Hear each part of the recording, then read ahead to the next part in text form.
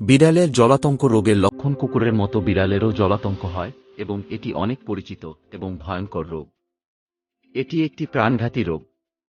এই রোগের ভাইরাস শেয়াল, রেকুন, বাদুড় ও ইঁদুর বহন করে থাকে। এই প্রাণীগুলোর কামড়ে অথবা আঁচড়ে বিড়ালের মধ্যে এই রোগ ছড়ায়।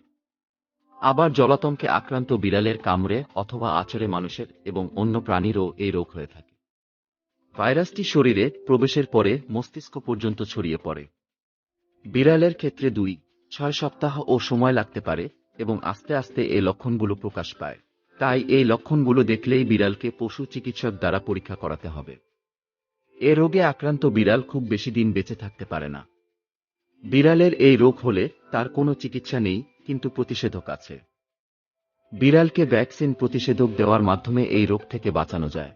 তাই সচেতনতার মাধ্যমেই এই রোগের হাত থেকে রক্ষা পাওয়া সম্ভব। জলাতঙ্কের লক্ষণসমূহ: 1. জ্বর আসা কিংবা প্যারালাইসিস হয়ে যাওয়া। 2. হঠাৎ আচরণে পরিবর্তন হওয়া অথবা অস্বাভাবিক পাগলের মতো আচরণ করা। 3. হঠাৎ হিংস্র হয়ে ওঠা বা কামড় আঁচড় দিতে চাও। 4. অন্যরকমভাবে ডাকা। 5. মুখ দিয়ে লালা ঝরা। 6. ঘন ঘন শ্বাস নেওয়া। 7. ভয় পাওয়া এবং পানি পান বন্ধ করে দেওয়া। জলাতঙ্কের প্রতিষেধক: শুধুমাত্র রেবিস ভ্যাকসিন জলাতঙ্কের টিকার মাধ্যমে এই রোগের প্রতিরোধ করা সম্ভব। বর্তমানে সব পশু চিকিৎসকের কাছ থেকেই এই টিকা দেওয়া যায়। জলাতঙ্ক যেভাবে হয়: র্যাবিস ভাইরাস ঘটিত একটি মারাত্মক রোগ হল জলাতঙ্ক। আমাদের দেশে জলাতঙ্ক রোগে বছরে প্রায় 200,000 মানুষ মারা যায়।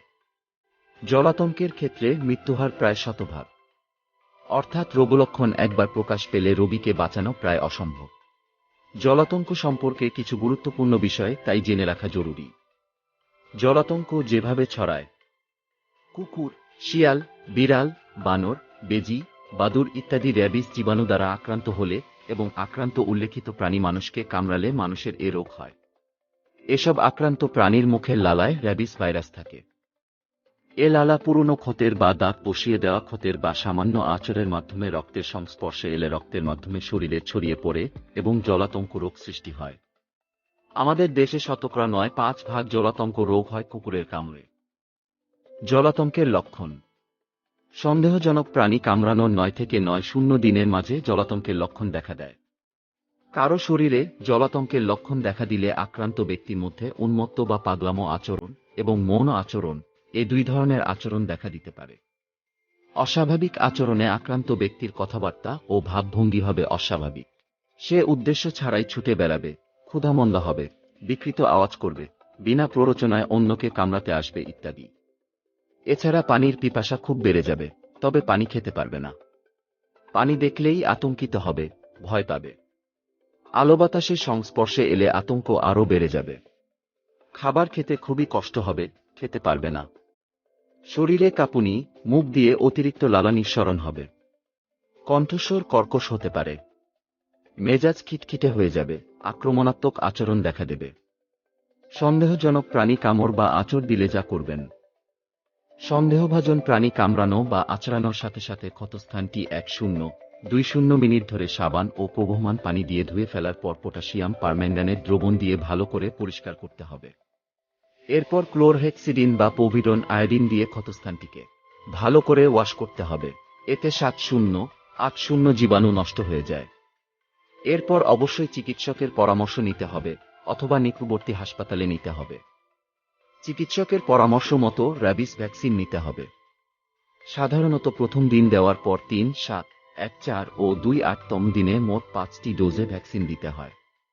ক্ষেত্রবিশেষে হিউম্যান র্যাবিস ইমিউনোগ্লোবিউলিনও দেওয়ার প্রয়োজন হতে পারে।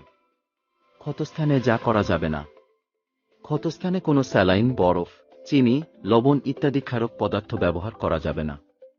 বাটি পড়া, পান পড়া, চিনি পড়া, মিছরি পড়া, ঝাড়ফুঁক ইত্যাদি জলাতঙ্কের হাত থেকে কাউকে বাঁচাতে পারে না।